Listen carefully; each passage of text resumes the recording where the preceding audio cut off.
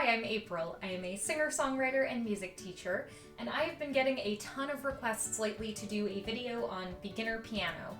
So today we are going to talk all things piano, and hopefully this is going to get you started on your piano journey.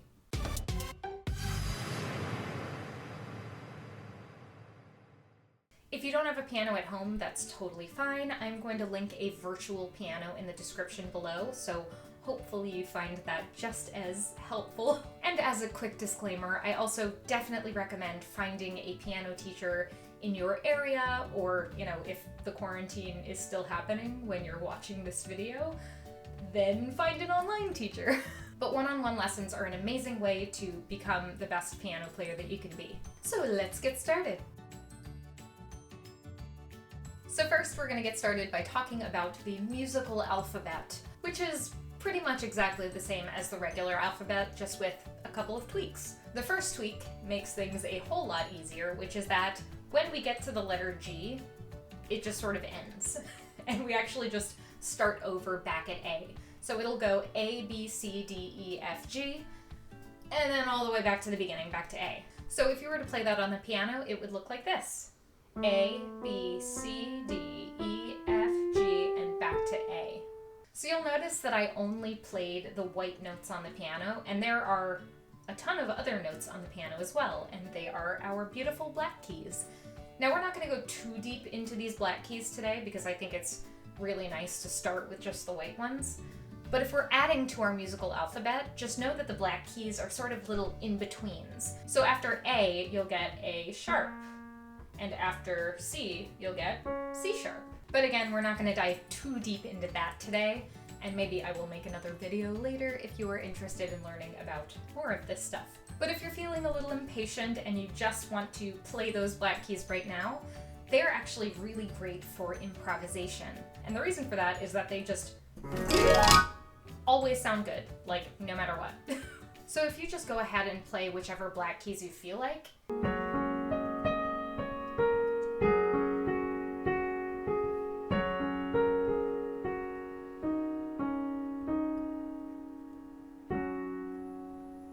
you'll start to come up with some really pretty sounding things, even though you don't know anything about piano yet. Remember though that if you do add white keys into it, you're gonna start to get some funky notes. So back to that basic musical alphabet. So we've got A through G, and then it repeats and repeats and repeats. We've got these little in-between notes, which are our black keys. And now I think we need to learn where all of those notes actually fall on our piano. So it's all well and good to say that the piano starts on an A, and then we just do that forever and ever and ever. But what if you're in the middle of the piano and you don't want to count all the way up? How do you find which notes are which? And the answer is with those black keys. We actually kind of use them as a bit of a map to help us find which white keys are which. So something you might notice about the black keys on your piano is that they go in a pattern of 2, 3, 2, 3, 2, 3. And it goes on like that forever. And even that one weird black note, like way at the end of the piano, is still part of that pattern. If it went on way further than this, it would still keep going 3, and then before that would be 2, and before that would be another 3. So in theory, I guess the piano could sort of just go on forever.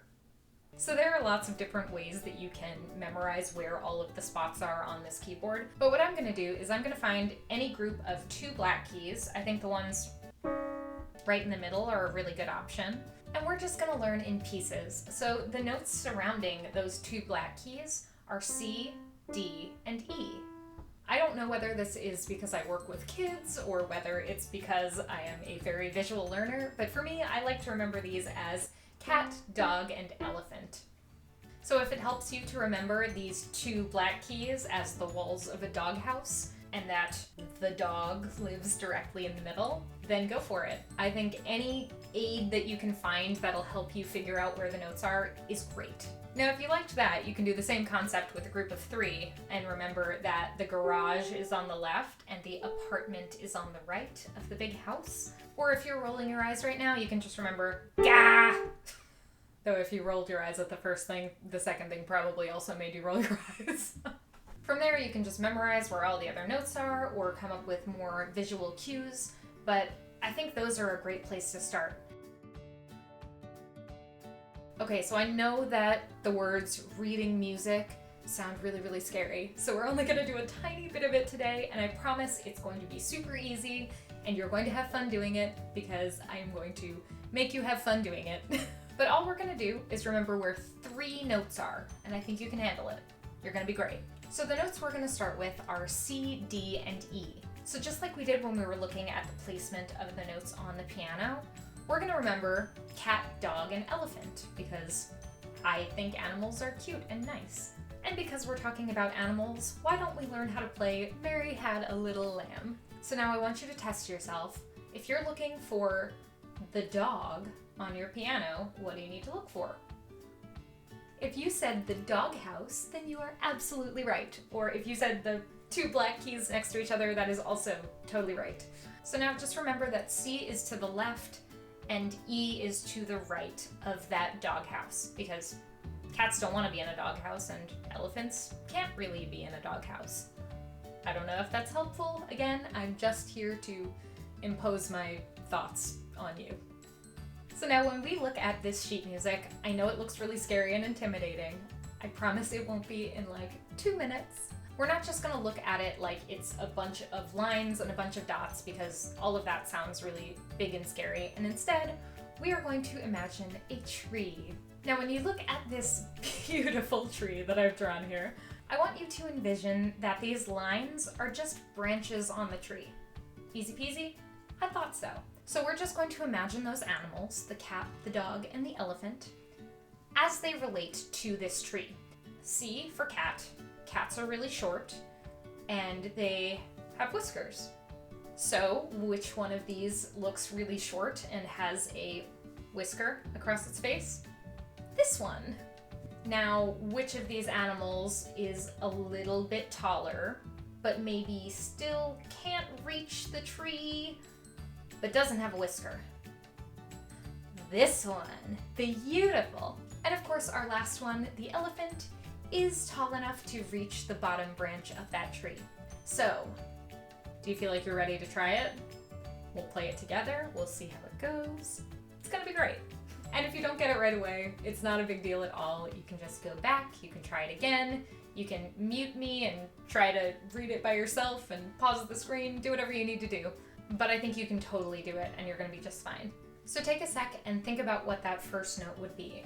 So you know that it is taller than the rest, and it can reach the first branch. So that means it's going to be an E.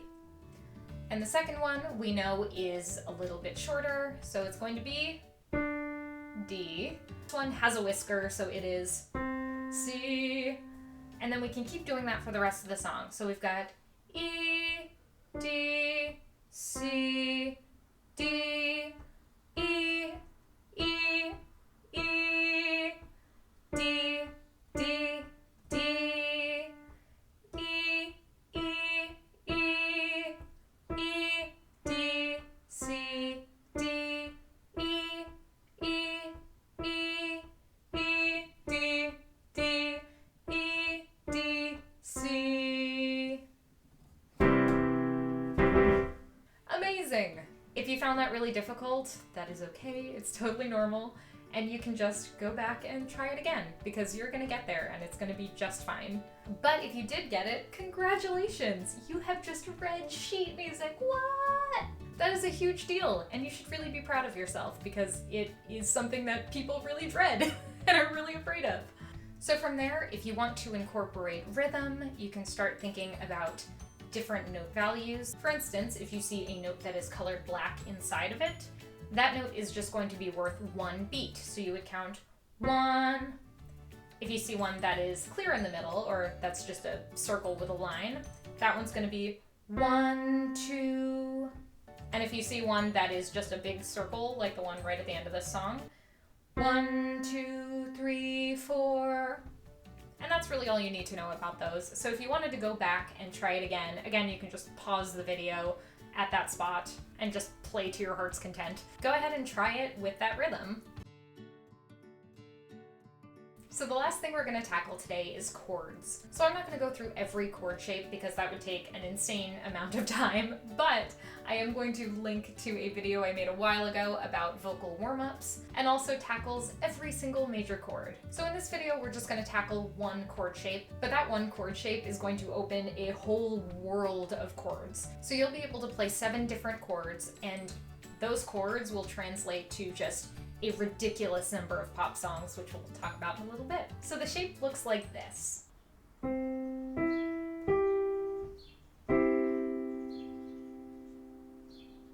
So you'll notice that I'm using every other white key, and I am playing with my thumb, my middle finger, and my pinky. I should also specify here that I am using my right hand. If you want to play it with your left hand, every time I say thumb, think pinky instead.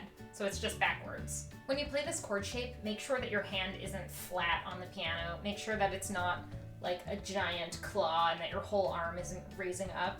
Instead, think of it like you're picking up a small ball and just dropping it, and your hand should just feel nice and relaxed. Also, do as I say, not as I do, as far as my fingernails are concerned. I keep them long on this hand for guitar. Ugh, so sorry. You should cut your nails. So now that you know how to do this chord shape, you can just move that shape to anywhere on the white keys and you'll be able to play a different chord. So if I start with my thumb on C, I'm playing a C chord. If I start with my thumb on G, I'm playing a G chord. Now for some of these chords, you'll see the word minor or just a little M next to it, or you'll see the word diminished or that little kind of Fahrenheit circle thingy. And for those, they are exactly the same shape. They're just going to be different sounds. So when you hear a G, for instance, it sounds super happy. But when you hear a G minor, it has kind of a sadder sound to it. But again, we're just sticking to this one chord shape and moving it around. So now you should be able to play all of these chords. And the way you're gonna do that is just by moving your thumb to whatever the name of that chord is. So for instance, if it's an A minor, you're gonna move your thumb to A. And if it's an F, you're gonna move your thumb to F. And that's really it. All you have to do is just move them around and you'll be able to start playing chords. As I mentioned before, a huge number of pop songs use just these chords alone, so you should have tons of things to explore. And if you want to write your own songs, this gives you a huge number of things you can play with as well. If you've ever watched that Axis of Awesome video about how every pop song sounds the same because they all use the same 4 chords, I will link it below if you have not. It's very funny. The 4 chords they're using in the song are these ones. So you can play them like this.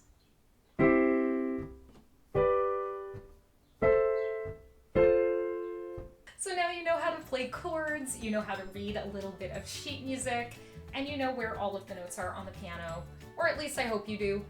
If you didn't catch any of that, feel free to just watch it again, or pause, rewind, do whatever you need to do. Feel free to leave any questions you have in the comments below. If you have other things that you're interested in learning, let me know in the comments as well. And make sure to give this video a like, subscribe if you haven't already, and ring the little bell to be notified the next time I post.